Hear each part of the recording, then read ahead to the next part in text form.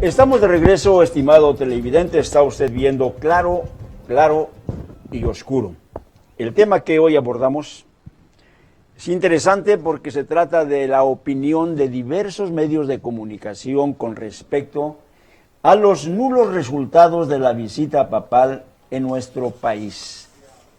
La pobre aportación contra una multimillonaria inversión para venir a darle cobijo, apapacho, tanto digamos a la iniciativa privada como a políticos que hicieron un gran esfuerzo para despojar al erario público con una aparente bienvenida de jefe de Estado a un personaje que venía a redimir al país, que venía a redimir sus miserias, su pobreza, sus problemas de violencia y todo aquello que resulta en un gobierno que ha dejado mucho que desear. Bien, después de los análisis de los diferentes periodistas encontramos la conclusión precisamente de Marga Párez Arroyo.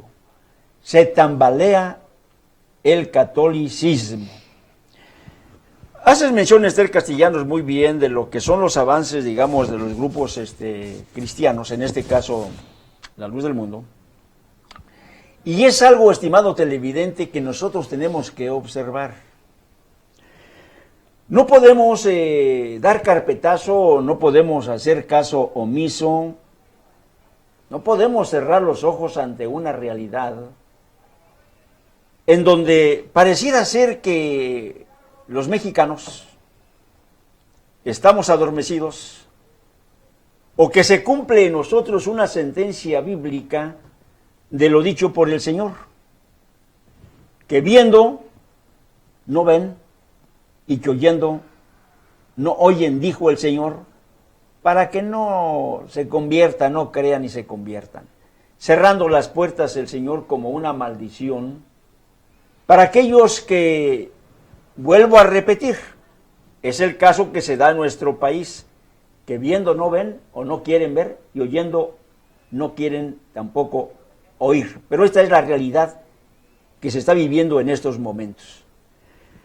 Una iglesia que no se ha normado, hizo mención Esther con mucha propiedad, no se ha normado a ese cristianismo genuino, sino que ha ejercido su propio, vamos a decir, romanismo, porque no es cristianismo, es romanismo, doctrina romana, y que en base, digamos, a esa estructura, vamos a decir, dogmática, de catequesis, de enseñanzas realmente no bíblicas, no doctrinales, no cristianas, ha hecho este solio que hoy le mantiene como precisamente una de las empresas más productivas en la fe en todo el mundo. No es posible, si Dios no ha estado manejando, no ha sido el director, no ha sido, digamos, el consejero, no ha sido, digamos, quien está en este caso marcando la pauta, vamos a decir, de lo que se debe o no hacer, como hombres de Dios, supuestamente como hombres de Dios, y el Espíritu Santo, el Espíritu de Dios no les dirige, entonces hay razón para que todo este desorden que hoy estamos contemplando sea un punto de referencia para que observemos lo que muchas veces queremos nosotros pasar por alto. Esther Castellanos, hay un principio de autoridad.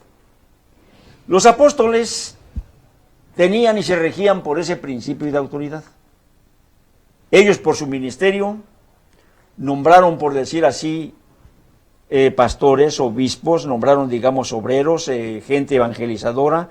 Hablamos de una autoridad que ellos tenían y que estaba sujeta a un patrón de obediencia, por decir así, Esther Castellanos.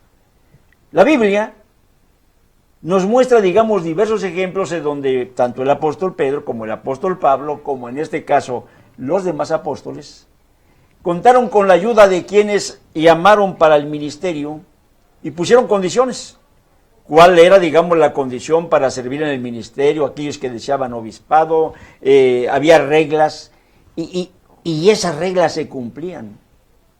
Y no había, y si alguno se atrevía, se enfrentaba entonces a una autoridad puesta por Dios, y a final de cuentas Tenían que reconocer y rectificar si las cosas las estaban haciendo mal.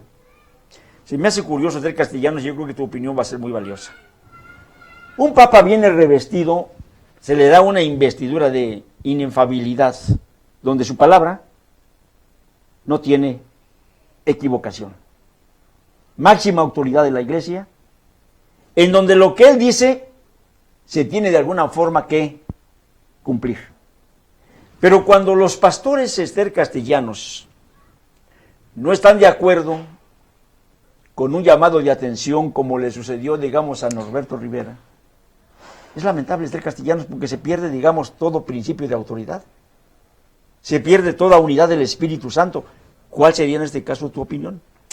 Hizo recordar a algo que declaró el obispo de aquí de Tijuana, Romo. Sí, Rafael Romo. Rafael Romo, gracias. Sí. Hace algunos años en un programa que se llamaba Clamor de Fe, que por cierto, después de recibir varias llamadas, ya no, cuando se le cuestionaba, salió del aire. Y no creo que fue por falta de apoyo, sino porque en ese momento fue cuando, como decimos vulgarmente en México, se soltaron los cocolazos contra la Iglesia Católica por los abusos sexuales que se destaparon. Pero recuerdo que en una ocasión, creo que fue usted quien llamó, y habló sobre un problema que había, lo pongo como un ejemplo, porque creo que ya es andanza entre el episcopado mexicano.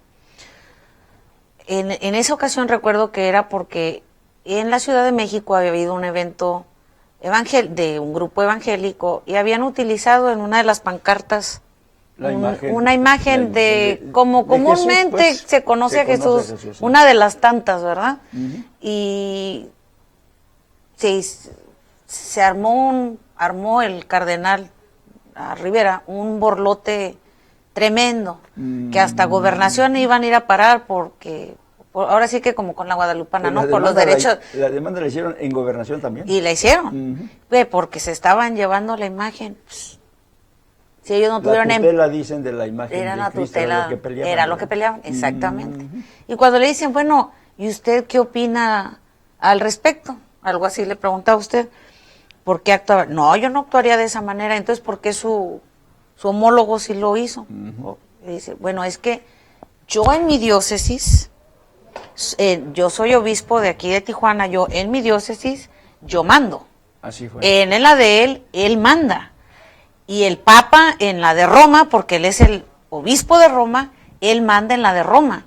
Y ni yo me puedo meter conmigo, ni el de México se puede meter conmigo, ni yo con el de él, ni el Papa se puede venir a hacer. Entonces, al momento que él es el cuestionamiento, pero si él es la cabeza de la Iglesia, ¿cómo puede usted decir eso? No, es que se tiene que respetar la diócesis. Yo entiendo que como jurisdicción o algo, pues se guarde el respeto uno al otro.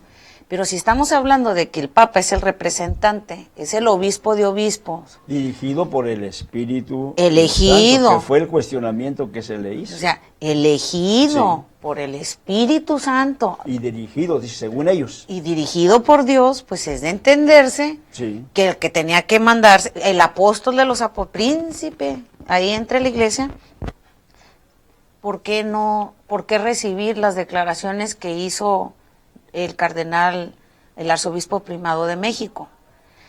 Si él estaba hablando, algo que yo en cierta forma, pues, se me hizo bien, cuando habló ante los religiosos, precisamente tocando el por qué la problemática que está viviendo la Iglesia Católica, una parte, y porque recuerdo que dijo, esto no viene en el discurso, esto no está aquí. Dijo, si se van a pelear, háganlo de frente, como hombres, de manera valiente, no se escondan. Y recuerdo, porque me quedó muy viva la imagen, al arzobispo ahí como el villano en su rincón, solito, ya nomás le faltaban las orejitas de burro, como diciendo, te la estoy lanzando a ti.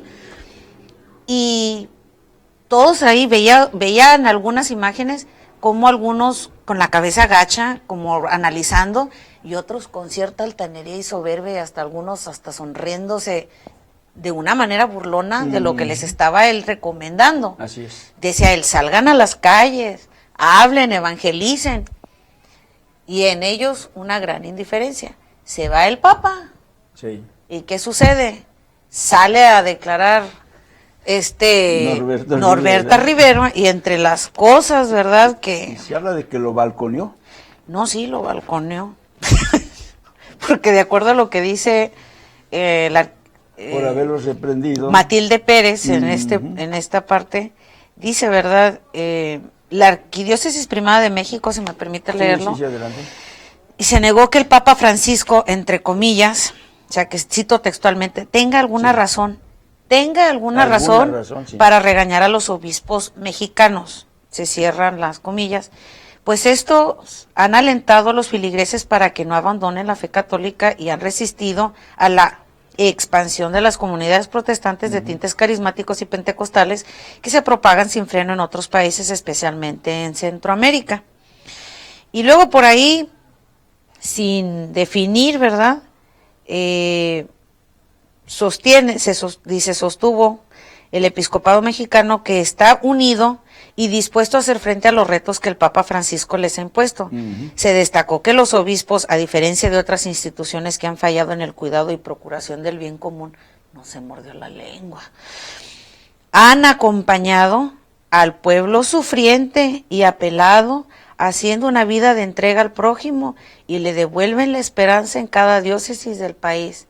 Que se lo diga la güera Klum, que siempre le está haciendo protestas allá afuera de catedral. Definitivamente, y por una razón en donde él es responsable de ese gran problema que se está viviendo en el país.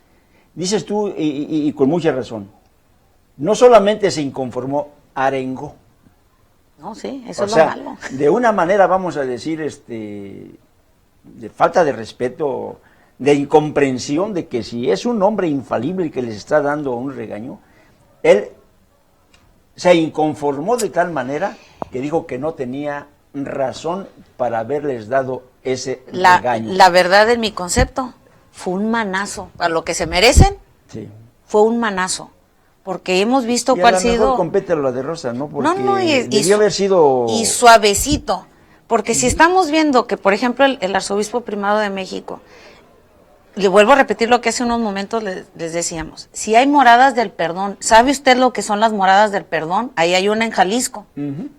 Son moradas para rehabilitar a sacerdotes drogadictos, pederastas, adúlteros, que tengan cualquier tipo de alcohólicos, que estén enfermos mental. Esas son las moradas del perdón. Y no hay nada más hay una en México, hay muchas. Entonces, el hecho de que estén más de la clase poderosa, de quien pueden tener un beneficio económico y se olviden del pueblo sufriente, aunque aquí digan eso, que están con el pueblo sufriente, no es cierto, no es cierto, porque se ha visto a lo largo de la historia que son contaditos con las manos en cada época los que de veras dentro de los sacerdotes católicos han salido y se han puesto a favor del pueblo que está sufriendo. Fíjate no lo hacen.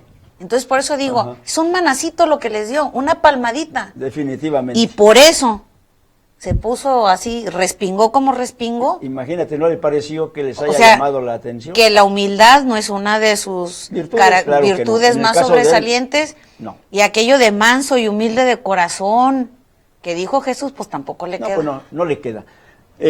Si analizamos, estimado televidente, radio escucha, el grande problema que está enfrentando nuestro país con relación a la pederastia, con relación a tanto sacerdote que ha sido señalado, que es digno no solamente, digamos, de ser enjuiciado, vamos a decir, por, en este caso, el clero romano, sino por las autoridades civiles, encarcelarlos, y que se están dando a cuentagotas porque cada uno de los gobernantes, precisamente de corte confesional, ha hecho su mejor esfuerzo por encubrir, por tapar todo este tipo de problemas que actualmente ya no pueden pasar desapercibidos.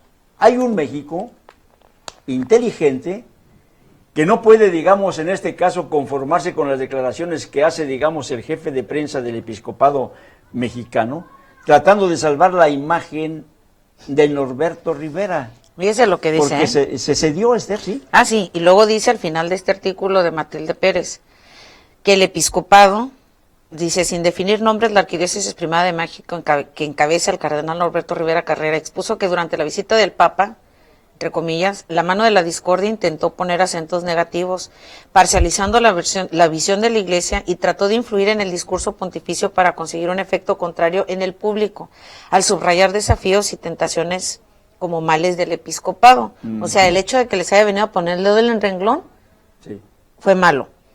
Y consideró, cito textualmente, esto es por parte del episcopado, las palabras improvisadas del Papa Francisco, vuelvo a decir porque dijo, esto no viene en el discurso. Dijo, las palabras improvisadas del Papa Francisco del pasado 13 de febrero hacia los obispos fue resultado de un mal consejo de alguien cercano a él. Fíjate lo que deja entrever esa opinión. Digo, tiene un fondo Esther Castellanos, que si lo analizamos, vergüenza. Les debería dar vergüenza. Debería de dar, salir a defender lo indefendible. Calladito se ve más bonito. Y en este caso, la inteligencia de la sociedad, yo pienso, es ofendida a Esther Castellanos. No podemos nosotros seguir, digamos, dijo una vez Monseñor por derecho Rafael Rodríguez Guillén, no podemos tragarnos ese cuento chino ya. Es tiempo de despertar nuestras conciencias y ver la realidad que está viviendo nuestro país religiosamente. Estimado televidente, la reflexión, cerrando ya este interesante tema, debe ser, si la iglesia es de Dios y los pastores están actuando equivocadamente, quiere decir que no está el Espíritu Santo abogando, dirigiendo, de alguna manera, digamos, exhortando correctamente, digamos, los males del pueblo. Hay un equívoco, digamos, de parte de Dios para con sus sacerdotes, obispos, cardenales y aún el mismo Papa, o realmente, estimado televidente, estamos ante una iglesia que de Dios por siglos no ha contado realmente con su respaldo, con su apoyo. Lo que mencionabas hace un momento con relación a la réplica que hubo con el obispo de aquí, Rafael Romo, era precisamente el cuestionamiento. El Espíritu de Dios, le decía en ese programa de radio, es enviado para dirigir a toda verdad y a toda justicia. Es enviado para instruir, para enseñar, para corregir, para exhortar. El Espíritu de Dios viene a conducir realmente a los siervos de Dios por un camino de limpieza y de santidad. Y equidad. Y si acá, entre ustedes, yo le decía que fue el punto de referencia. No hay unión. Si entre ustedes no hay unión y me dice que cada uno de los obispos tiene su propia diócesis y hace lo que quiere, y al final de cuentas no salen de acuerdo, como fue el caso de Norberto Rivera, del que dijo él, si él comete incoherencias es responsabilidad de él, y luego dijo también, si el Papa comete incoherencias es responsabilidad del Papa porque él tiene también su diócesis allá, dice, en Roma.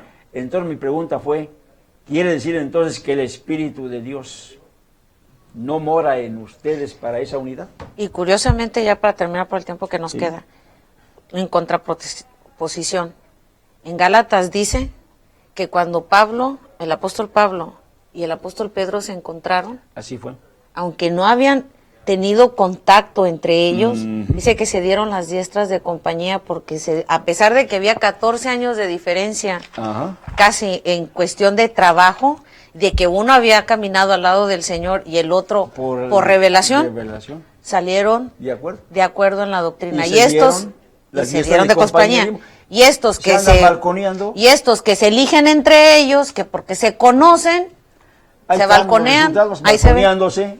Prueba irrefutable de que no está dirigiendo el Espíritu de Dios. Usted, estimado televidente, tendrá la última palabra. Agradecemos nos haya acompañado y estamos y les vamos a invitar en el próximo programa, haremos la presentación de este interesante libro.